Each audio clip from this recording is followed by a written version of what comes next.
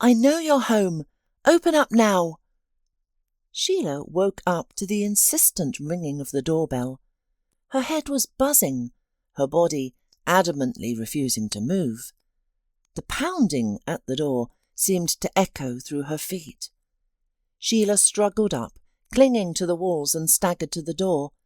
She didn't bother looking through the peephole. She didn't care who was breaking into her sanctuary or why. Kelly stood outside. She was Sheila's best friend, a spectacular blonde who knew her worth. Despite the early hour, Kelly looked perfect. Flawless curls, daytime makeup, a casual dress, and high heels. In Kelly's opinion, anything below 7 centimetres wasn't a proper heel, and such shoes never earned her respect. Her definition of low was 7 to 8 centimetres. "I've been calling you since yesterday." Kelly launched into attack as she entered the hallway. "Fine, during the week you're tired from work and want to sleep early, but yesterday was Friday. You could have chatted a bit. Or did that man of yours finally forbid you to talk to me? Hey, Brock, are you playing domestic tyrant now? Afraid that under my guidance Sheila might leave you?" "No, Kelly," Sheila said tiredly, sinking onto a kitchen stool. "He left me." "What?" Kelly couldn't believe her ears. "That nerdy and boring Brock dared to leave my dear Sheila? Just like that?" From their first meeting, Kelly had disliked Brock. Smooth-talking, with his sickeningly sweet smile and ingratiating voice, he never earned her trust. But Sheila had fallen in love. Within weeks of meeting, Brock had moved into Sheila's apartment and started using her car, claiming his was being repaired. His job remained mysterious. By his account, he was a high-level executive struggling to save his company from bankruptcy. However, Sheila never saw much money from him. "What does it matter who provides for the family? The main thing is that we love each other," she would say. Yet Brock, while living in Sheila's apartment, driving her car and enjoying her financial support, showed no hurry to propose. When Kelly directly asked about wedding plans, Brock hugged Sheila and smoothly replied, "A marriage stamp means nothing. Sure, we could sign the papers if it's urgent. Actually, I planned to formalize our relationship somewhere in Bali or the Mediterranean, do it properly. But first, I need to rescue my company from this crisis so it can generate proper income. Of course, Kelly, if you're eager to celebrate my and Sheila's wedding now, we can do whatever to satisfy you. Though I can't promise restaurants and champagne-filled limousines. At most, a festive dinner at home." Sheila, gazing at Brock with puppy-dog devotion throughout his speech, fervently assured him she would wait, agreeing that official marriage meant nothing. Love was everything. Kelly couldn't believe her eyes and ears. How could Sheila, her brilliant university friend, who had graduated with honours and become one of their company's most valuable specialists, fall for this obvious conman? Kelly played her final card. "Sheila's an excellent economist. Perhaps she could help resolve your company's crisis." She noticed Brock's momentary hesitation before he recovered. "Kelly, I try not to burden dear Sheila with my problems. She has enough stress at your workplace. Better she rests after work." And there was that devoted, loving look in Sheila's eyes again. Rest, Kelly thought on her way home. Cleaning, washing, ironing, cooking. Really, what a rest. After that conversation, the friends rarely met outside work. Their cafe visits and shopping trips ceased entirely. Even at work, Sheila avoided Kelly. When asked how she was doing, she'd simply reply, "I'm fine." "I'll make coffee, and you can tell me everything. Take a bath first," Kelly said, taking charge of the situation. Sheila obeyed, returning noticeably refreshed to find coffee waiting. "Tell me everything," Kelly demanded impatiently. The previous Sunday, Brock had been out all day, which had become usual lately, even on weekends. He returned at midnight and immediately began packing his suitcase. Sheila watched, bewildered. After packing, Brock offered his explanation. "Forgive me, our meeting was a mistake. I've met someone else and realised we're not meant to be together." With that, he left Sheila standing there stunned. Surprisingly, Sheila did not leave her sanity, and deciding that she would think about it tomorrow, she went to bed. All week she'd pushed thoughts of Brock away, going straight to bed after work and forbidding herself to think about him during working hours. Yesterday, finally home after the long week, she let her emotions surface. She remembered, cried, questioned what she'd done wrong, cried more, and kept asking, why? Come morning, exhausted from tears and worry, she'd fallen into troubled sleep, only to be awakened by a concerned Kelly. Kelly, tired of trying to restore the old relationship with her friend and realising it wouldn't be possible to resolve things during the workdays, decided to act directly. After spending all night trying to reach Sheila by phone, she rushed to her home and found her friend in a pitiful state. God, who needed that weirdo? What kind of fool would fall for him?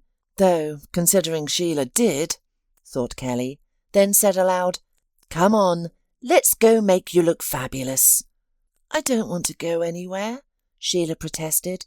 "I'm not asking if you want or not. Get yourself cleaned up and let's go." "Where?" "Where all sensible girls go to relieve stress. To the salon, shopping and a restaurant. You and your Brock have completely neglected yourself. You look like an exhausted mother of 8. Sheila reluctantly got dressed and followed Kelly. At the shopping centre, Kelly wouldn't rest until she'd led Sheila through every boutique. At first, Sheila was reluctant to try on the clothes chosen for her by Kelly, but gradually she forgot her misfortune and got involved in shopping. Exhausted afterward, the girls went to a restaurant for lunch. "I'm so tired," Sheila complained. "I hope this is the end of your reboot program." Kelly, looking as fresh as if she hadn't spent hours walking the mall in heels, gave her friend a puzzled look. "What do you mean, the end? We haven't even started yet." Seeing Sheila's shudder of protest, she quickly added, "Don't worry, it gets physically easier from here. We're going to the beauty salon." At the salon, Sheila finally relaxed and rested. "Now you look human again," Kelly exclaimed, approvingly examining her friend after the treatments. Sheila liked her reflection too. Instead of a middle-aged woman with undefined hair colour and a shapeless hairstyle, a young woman with luxurious blue-black curls gazed back at her. "Just clothes and makeup left," said Kelly, satisfied with the transformation. The friends arrived at Sheila's house that evening. "We must celebrate." Kelly produced a bottle of champagne. Sheila brought out glasses. They clinked and took a few sips. The bubbles went pleasantly to Sheila's head, dulling her sense of loss and betrayal. She thought that eventually she'd be able to forget Brock. "You don't need any time for this," Kelly said, as if reading her thoughts. Looking straight into Sheila's eyes, she declared, "We're yanking him out of your head and heart right now. Today. Get dressed up." "But where? It's late." Sheila stared at her friend in amazement. "Saturday, 8 p.m. is late. You're not dead yet, dear. Go get dressed." At Kelly's commanding tone, Sheila obediently stood and went to her closet. "The new red dress and those suede shoes you bought today," Kelly directed. She applied Sheila's makeup and turned her toward the mirror approvingly. While Sheila stood speechless before her reflection, Kelly changed clothes and did her own makeup. "Stunning," Kelly said with approval. And the girls went to the city's most fashionable club. "Oh, what a bore. Not a soul worth looking at." Richard yawned dramatically. "Come on, settle down. We're just here for drinks and relaxation.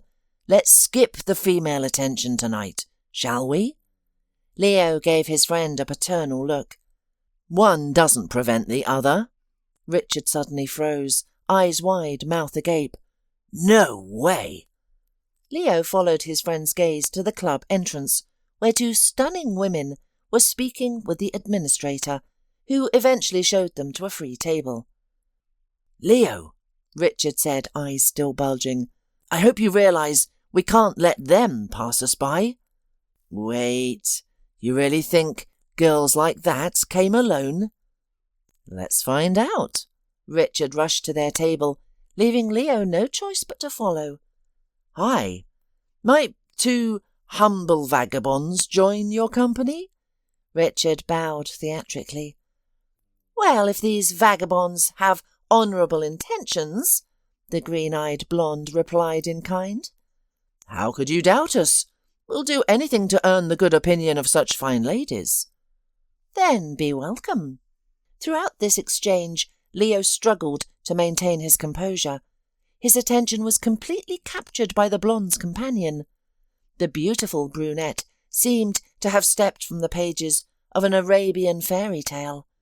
Long black curls framed her lovely face, bottomless blue eyes sparkled like jewels, and her figure's graceful curves held an irresistible allure.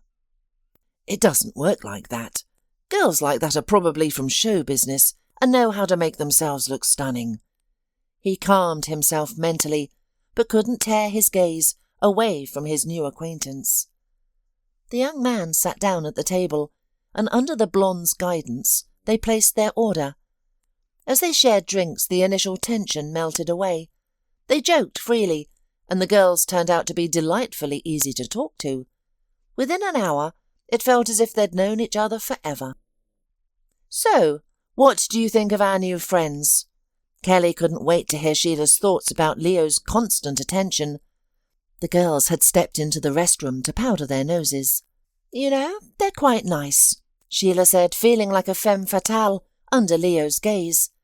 No man had ever looked at her quite like that before, with such a mix of admiration, desire and shyness in his eyes. Do you think if I... Don't even think about it twice. Well, actually, go for it. Kelly read her friend's thoughts again. They're out-of-towners anyway. Who cares what he thinks of you? The important thing is that you'll forget that jerk Brock and think about Leo instead, Sheila interrupted. One night won't give you enough feelings to start pining over a new man. Just relax and enjoy. The wine had gone to Sheila's head as she danced in Leo's arms, yearning for his kiss. They barely left the dance floor, while the DJ seemed to play nothing but slow songs. Leo was losing his mind. Though his embrace remained gentle and tender, inside he was burning with desire to hold her closer, to kiss her until she wanted him as much as he wanted her. When the dance ended, Leo needed some air to cool himself. I want to step outside. It's getting stuffy in here, he said to Sheila. She glanced at the table where Kelly and Richard were completely absorbed in each other, then replied, If you don't mind, I'll join you. Leo agreed with pleasure, and they walked out into the cool night.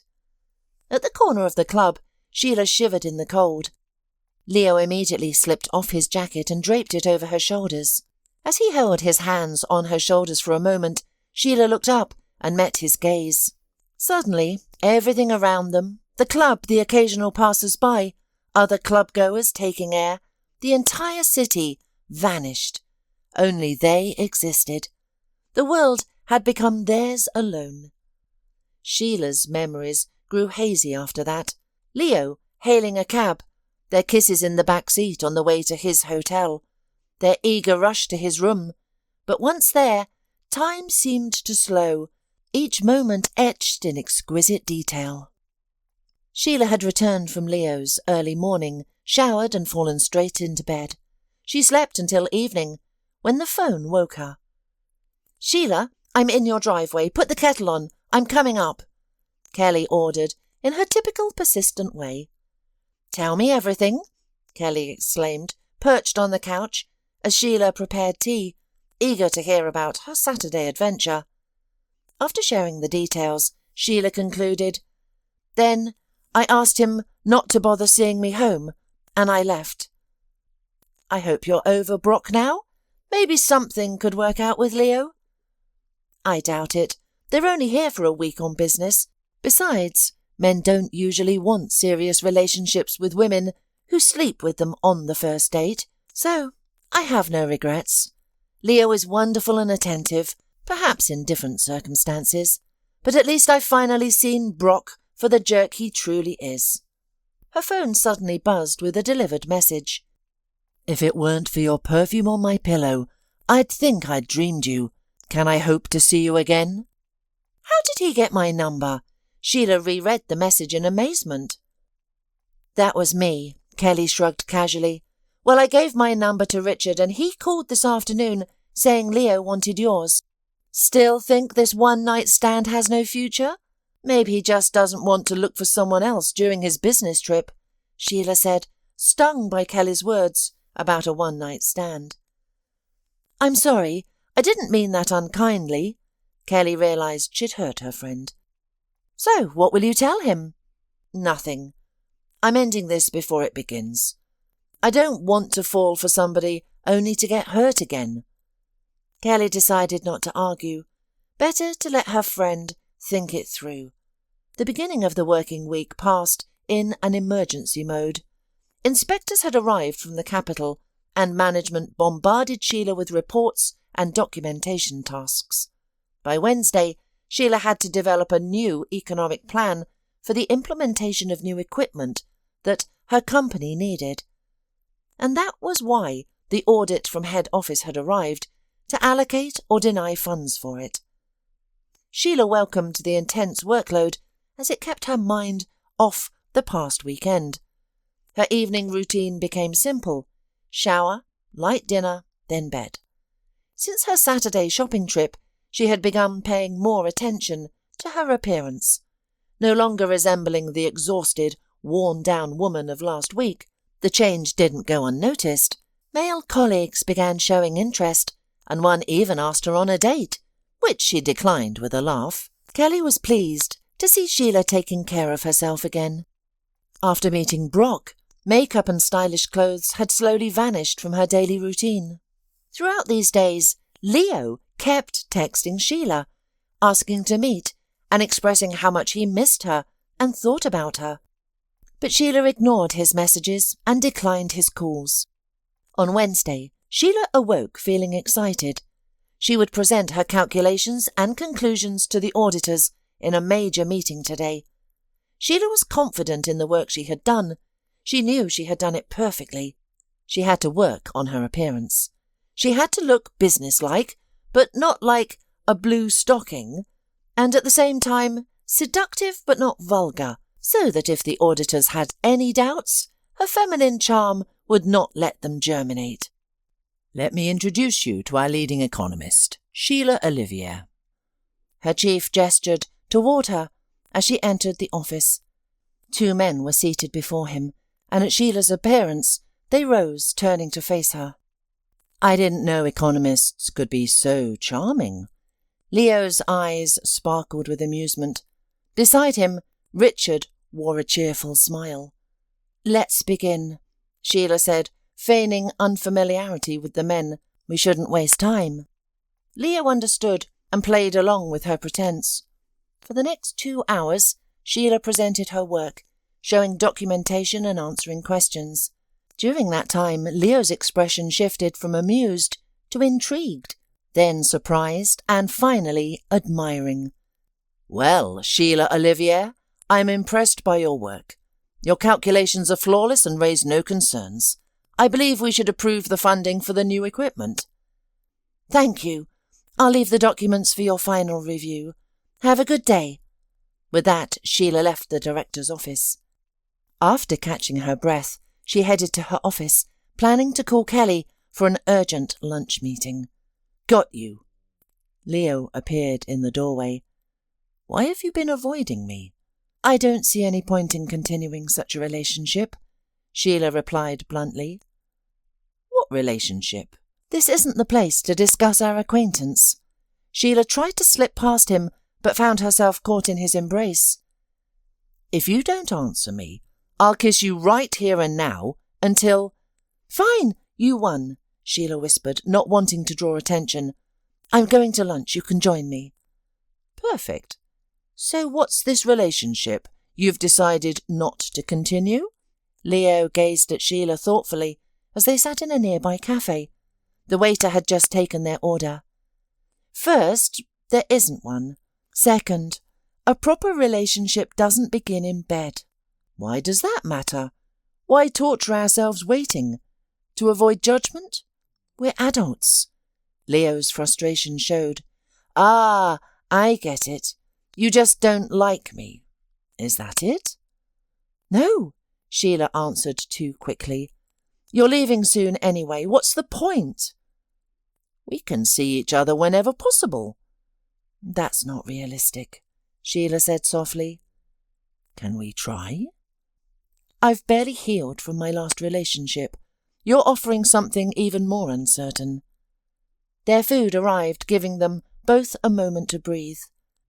"We're scheduled to leave Friday, but I'm staying until Sunday. Let's give it a chance. Everything on your terms. Movies, restaurants, moonlit walks. But without bed?" Sheila fidgeted nervously. "All right, let's try." "Tonight at 8 o'clock, then. Where should I pick you up?"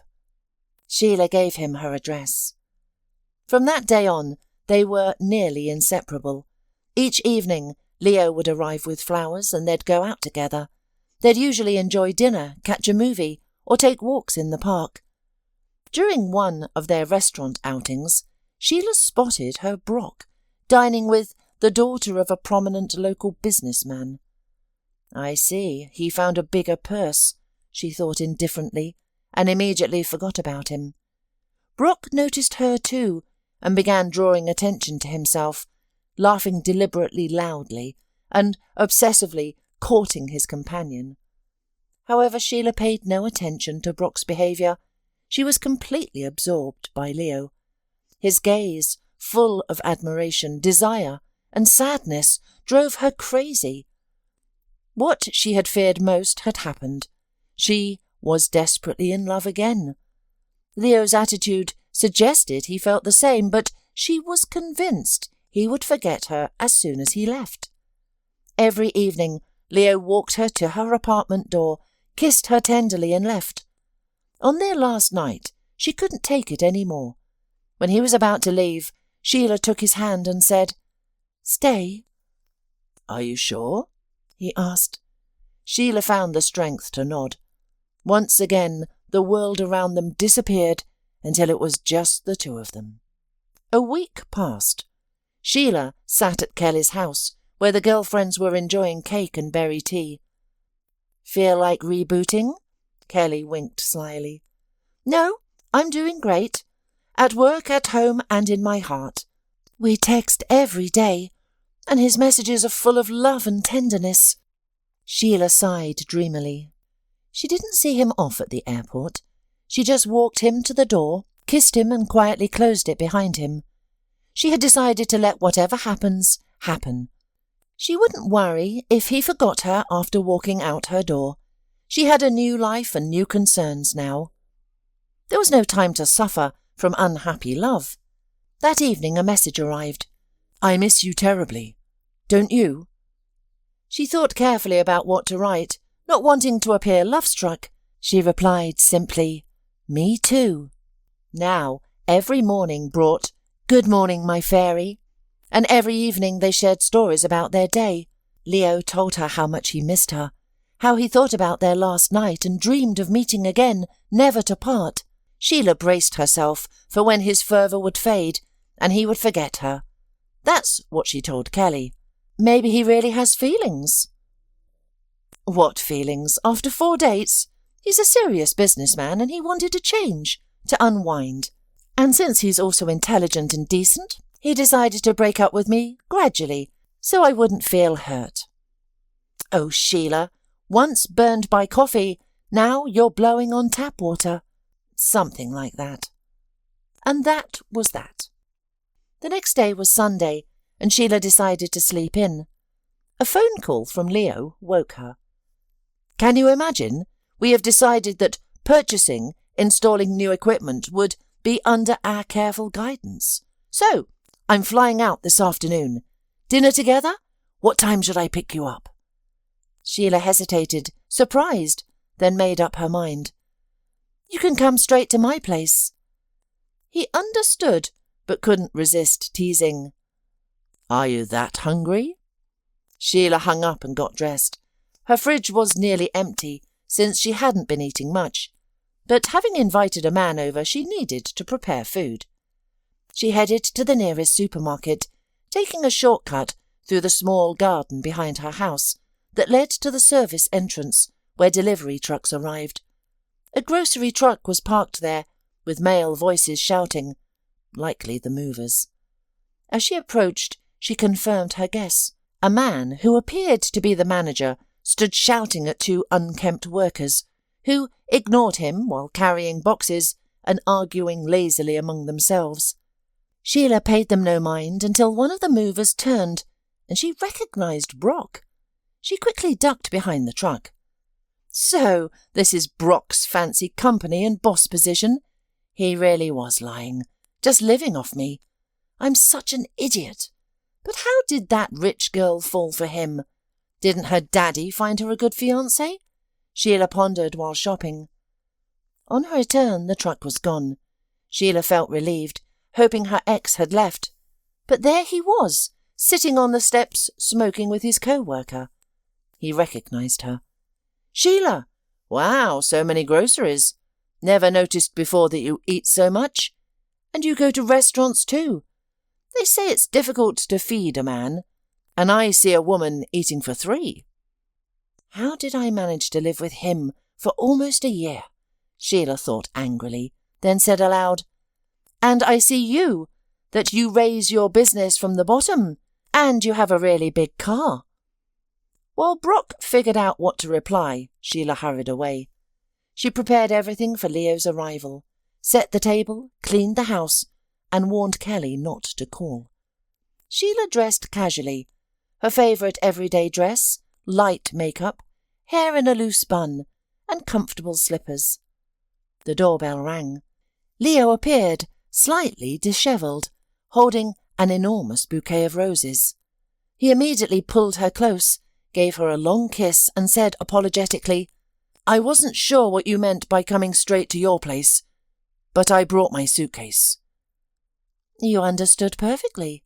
Come on, I'll show you your shelf. You can shower, and we'll have dinner." Leo headed for the shower, while Sheila searched for a vase. When Leo came out of the shower, she said, "Today, on the occasion of your arrival, I've set the table in the living room, but then we'll eat in the kitchen." "Good, my lady, and now I'd like to give you a small gift." Only then did Sheila notice the oblong box in his hands. Inside was a beautiful gold watch with shiny stones instead of numbers. "I hope they're not too expensive?" Sheila asked nervously. "Sheila, who cares? When I saw them I thought of you, right away. Can't I give a beloved woman a gift?" That word, beloved, made Sheila dizzy, her heart pounding as if it might burst. "Come on, I'll feed you," was all she could say. They cuddled on the couch, watching a movie. It felt so natural and peaceful, as if they'd been doing this all their lives. The couch, the TV, the tender embrace. The doorbell rang, and Sheila peered through the peephole. Her heart sank. Brock stood outside the door. She returned to the room. "Is something wrong?" Leo noticed her worried face. "Yeah, but I don't want to get you involved." "Sheila, I'm already in your life, so whether you want me to or not, I'm already involved." He stood and headed to the hallway. Sheila heard the lock click open, then Brock's shouts, followed by silence. She rushed out. Leo was closing the door. "What happened?" She tried to speak calmly, but her voice trembled. Leo wrapped an arm around her and led her back to the room. "Your ex decided to return. I could tell from his suitcase, but I explained that the place was already taken." That's all." The days flew by. They took turns making breakfast before driving to work. At lunch, they visited cafes together, sometimes joined by Kelly. Evenings were spent walking, watching movies, dining out, or relaxing at home. On Saturdays, Leo would visit the market for farm-fresh produce. "Organic," he'd declare confidently. Sundays were for his home-cooked dinners, followed by cosy conversations on the couch. And then there were the nights, memories that made Sheila's head spin and heart race. She had fallen madly in love with this gentle, kind man who had become so dear to her. But this realization brought fear. Their separation approached at lightning speed, and Sheila knew it would be final. He would leave, and they would never see each other again. 3 days before his departure, Leo invited her to a restaurant. Everything seemed normal: the wine, delicious food, unhurried conversation. Yet tension hung in the air. Sheila felt it in every fibre of her being, her strength slowly ebbing away. "Sheila," Leo began, meeting her gaze, and she braced herself for the end. "In a couple of days I have to leave. My business trip is ending. I've been thinking about us for a long time. From the day we met, I knew I was in love.